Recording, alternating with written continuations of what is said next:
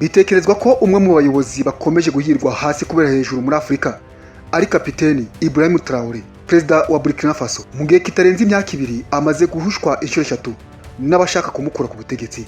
Mu ntangiriro z'umwaka wa 2026 kuwa gatandatu tariki ya 3 y'ukwezi kwa mbere, inzego z'umutekano muri Burkina Faso zahuye n'akazi gakomeye ko kuburizamo kudeta yari yateguriwe Ibrahim Traoré.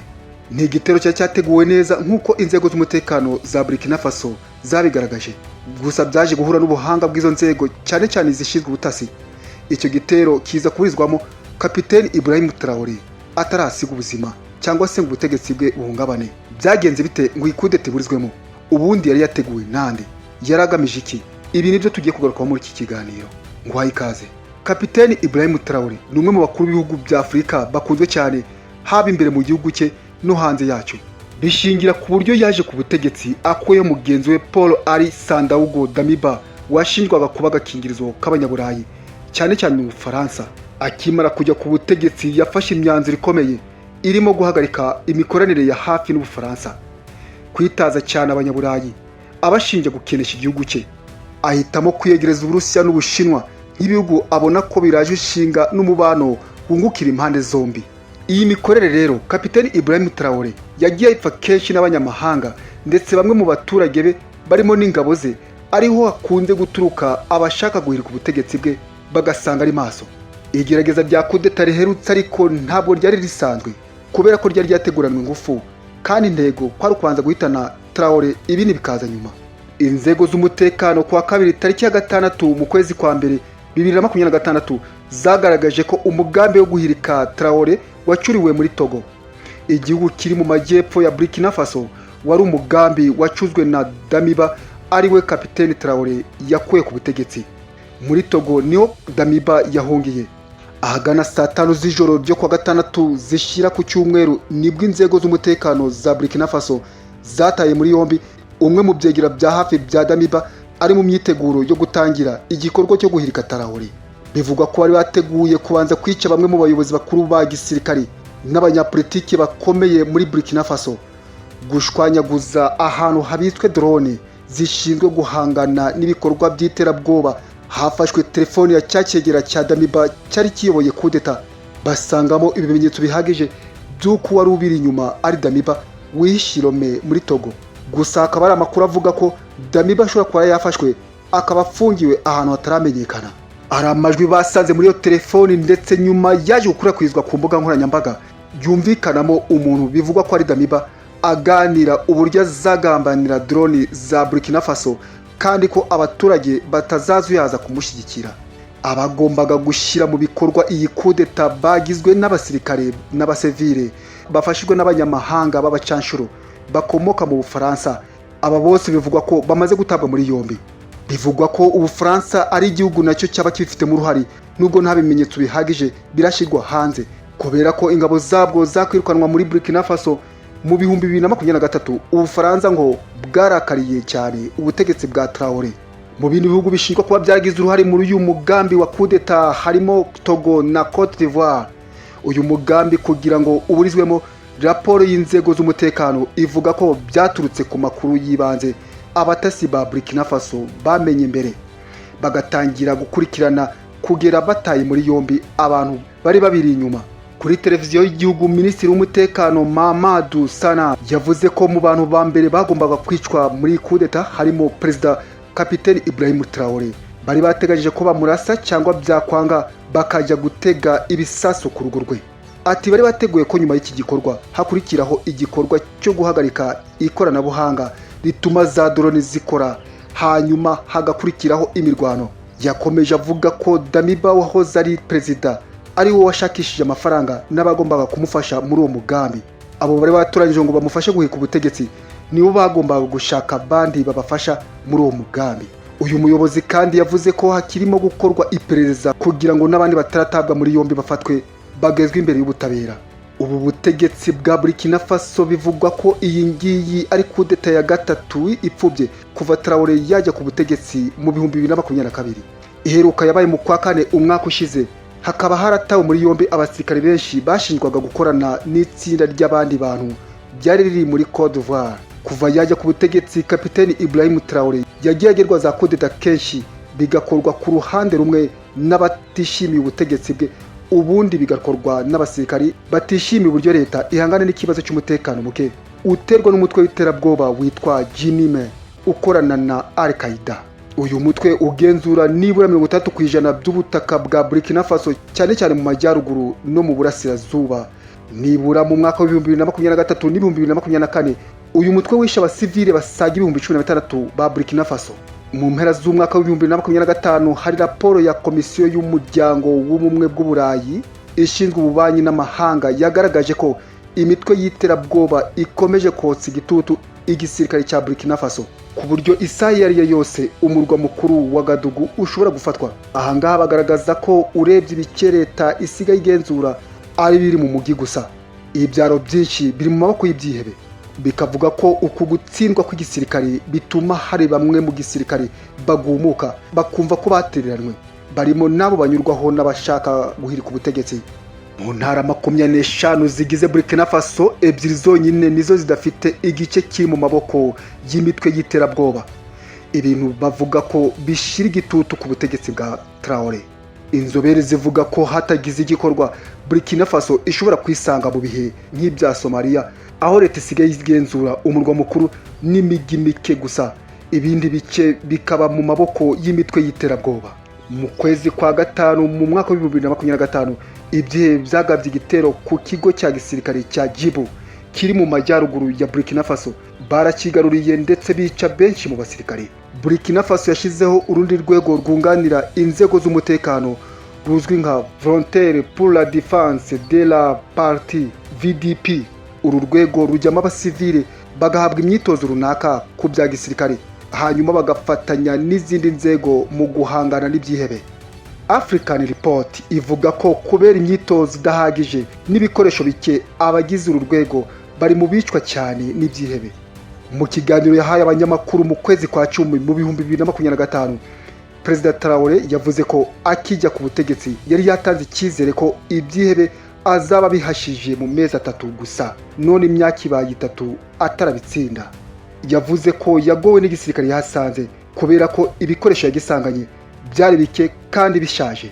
Ati muri Burkina Faso yose ntari tushe zirenze 100,000 nahasanze, intwaro zo ntizarengaga 100. Ibintu rero ntabwo byagenze nk'uko twabitekerezaga. Traoré yavuze ko ingufu yahise zishira mu kwinjiza mu gisirikare urubyiruko no kugishakira ibikoresho bihagije. Ati buri mwaka twinjiza abasirikare bari hagati y'ibihumbi 10 n'ibihumbi 15. Ni ikintu gikomeye, ariko umubare w'ibyihebe ukomeje kwiyongera kubera ko bagashaka bo hake bagenda bakazi abacanshuro bakaza muri Burkina Faso kuturwanya. Traoré yavuze ko ubu ngubu bagiye kwinjira mu kindi cyiciro cyo kwihaza mu bijyanye n'umutekano, aho intwaro igisirikare cye gikoresha bashaka kujya bazikorera imbere mu gihugu. Kubera uwo mutekano utaragaruka muri Burkina Faso, Perezida Traoré yakoze impinduka zitandukanye mu gisirikare kugeza no kuba murinda. Mu kwezi kwa mbere mu 2024 yitabaje Uburusiya ngo bumuhe abasirikare badasanzwe bamurinda. Uburusiya bwatanze abarenga 100, ariko gahunda kwari ukubongera bakagera kuri 200. Ikinyamakuru Africa Report kivuga ko Traoré ari umwe mu bantu bagira amakenga, ari nayo mpamvu mu bamurinda yatoranije akandi gatsinda gato kagizwe n'abasirikare bake bayobowe na murumuna we Innoussa Traoré, ari nawe umujyanama wihariye. Bivugwa ko uyu nguyu urebye ari gukora nka vice president. Mu bandi bafasha Traoré mu bindi harimo umuyobozi mukuru mu biro bye Kapiteni Anderson Meda, Lieutenant Colonel Ismail Diaouri umujyanama we wihariye, hakaba Lieutenant Aziz Bakimonta ushinzwe abarinda perezida, na Umaya Bre ukuriye urwego rw'ubutasi. Traoré kandi yashize ingufu mu kwigarurira inzego z'umutekano zasaga n'izitamwiyumvamo akijya ku butegetsi, harimo gendarmerie n'urwego rw'ingabo zidasanzwe Force Speciale. Yashinze undi mutwe udasanzwe yise Brigade Speciale d'Intervention Rapide, ugamije guhangana by'umwihariko n'iterabwoba no kurinda inzego za leta, ukaba uri mu mitwe iri kwibereye muri iki gihugu muri Burkina Faso. Kuri ubu Abarusiya nibo bahawe ububasha bwo gutoza ingabo za Burkina Faso no kuzigezaho intwaro zigezweho, bigakorwa n'umutwe witwa Africa Corps wahoze witwa Wagner Traoré mu gukomeza kongera imbaraga z'ubutegetsi bwe yifatanije na bagenzi be bo muri Mali na Niger bashinga umuryango mushya bise AES wamaze no gushinga umutwe w'ingabo uhuriweho uzabafasha mu guhangana n'iterabwoba. Bivugwa ko kuri Traoré umwe mu bakuru b'ibihugu b'ingenzi yizera ari Assimi Goïta wa Mali unamugira inama kenshi. Kapiteni Ibrahim Traoré yatangiye kuyobora inzibacyuho ya Burkina Faso kuva mu kwezi kwa 9 mu 2022 ubwo yakuragaho ubutegetsi bwa Lieutenant Colonel Paul Alassane Ouattara Damiba. Uyu mugabo w'imyaka 37 avuka mu gace ka Bodokuyi mu ntara ya Muhuni ni mu burengerazuba bwa Burkina Faso. Akaba yarize amashuri yisumbuye ahitwa Bobo Dioulasso. Abanyamateka bavuga ko yari umunyeshuri w'umuhanga. Akaba yarabonye impamyabumenyi y'icyiciro cya mbere cya kaminuza mu 2007. Akomereza Ouagadougou gushaka lisansi mu bya geology muri kaminuza ya Joseph Kizilabo mu murwa mukuru Ouagadougou. Yaje guhitamo kwinjira mu gisirikare aho gukomereza amasomo muri kaminuza. Mu 2010 yinjiye mu ishuri rya gisirikare George No. 1 Dobo ryigisha abo ku rwego rwo hejuru mu ngabo z'igihugu. Mu 2012 ubwo yaravuye mu ishuri afite ipeti rya Lieutenant, Traoré yinjiye mu mutwe ukoresha intwaro ziremereye. Nyuma y'imyaka 2 yazamuwe mu ntera agirwa Lieutenant. Yaherewe imyitozo muri Maroc mu bijyanye no gukoresha intwaro ziremereye n'ibikorwa bya gisirikare bibera ku butaka. Mu ngabo yigaragarije ahitwa Malikoyi ni mu gace gahuza umupaka wa Mali na Burkina Faso na Niger. Ubwo yarwanyaga imitwe yitwaje intwaro igendera ku mahame yitirirwa Isilamu no mu burasirazuba bw'igihugu muri Operation Otapuano mu 2019. Traoré yabaye kapiteni mu 2020.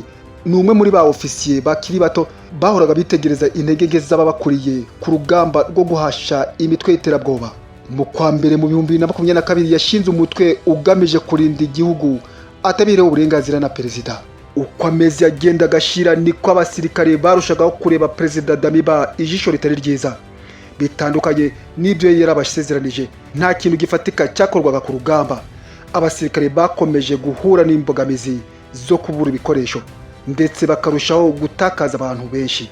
Mu minsi yakurikiyeho kapiteni Ibrahim Traoré yagiye Ouagadougou mu izina ry'abandi batari bishimye agiye kugirana ibiganiro na Paul Alassane Ouattara Damiba. Yamaze icyumweru asaba kubona na perezida Damiba ariko ntihabwa igisubizo. Ibyo yabifashe nk'agasuzuguro bituma we n'aba ofisiye burungano rwe biyemeza kugira icyo bakora. Ku itariki ya 30 y'ukwezi kwa 9 mu 2022 mu rukerera humvikanye urusaku rw'imbunda mu mujyi wa Ouagadougou. Irikwa ry'ubutegetsi ritangira ubwo. Mu masaha 48 yakurikiyeho Traoré n'abahungu be bigaragaje nk'abantu badafite ubwoba na buke kandi badashidikanya na buke gukina n'umuriro. Ku itariki ya mbere y'ukwezi kwa 10 bagiye kuri televiziyo y'igihugu bavuga ko Damiba yahungiye mu birindiro by'ingabo z'Ubufaransa ngo kandi agiye gutegura igitero cyo kwihimura. Ubufaransa bwagerageje kubirwanya ariko ibihumbi by'abaturage bahurira mu mihanda bagamije kwibasira ambasade y'Abafaransa na Statue France. Traoré yafashe ubutegetsi murari hasi cyane mu gisirikare. Igihugu cyugarijwe n'abajihadiste, nta ntwaro zihagije bari bafite kandi ubukene bwari bwugarije igihugu. Imisi ya mbere y'ubutegetsi bwe yigaragaje nk'umuyobozi uzanye impinduramatwara. Yahise asaba ko haba hibarura ry'ibikoresho bya gisirikare igihugu gifite, hakagaragaza aho bidahagije ibikeneye gusanwa n'izindi mpinduka zose zatuma igisirikare cyongera kuba urwego rwubashwe. Ingengo y'imari y'igisirikare yarazamuwe iva kuri miliyoni 467 z'amadolari igera kuri miliyoni 832. Aya mafaranga yashizwe mu kugura ibikoresho bigezweho bya gisirikare no kongera umubare w'abasirikare. Haguzwe imodoka zigezweho mu gisirikare zishirwa mu butasi, imbunda zirasa kure ndetse na za drone z'intambara zaguzwe mu bihugu nk'Ubushinwa, Turukiya n'Uburusiya. Gusa abarwanya Burkina Faso ntibabuze kubera ko kuva kapiteni Ibrahim Traoré yajya ku butegetsi hatangiye igeragezwa ryo kumuhirika. Shuti bakunzi bacu mudasiba kudukurikira, ikiganiro cyacu ni natwe gisoreje. Imana ikomeze barinde.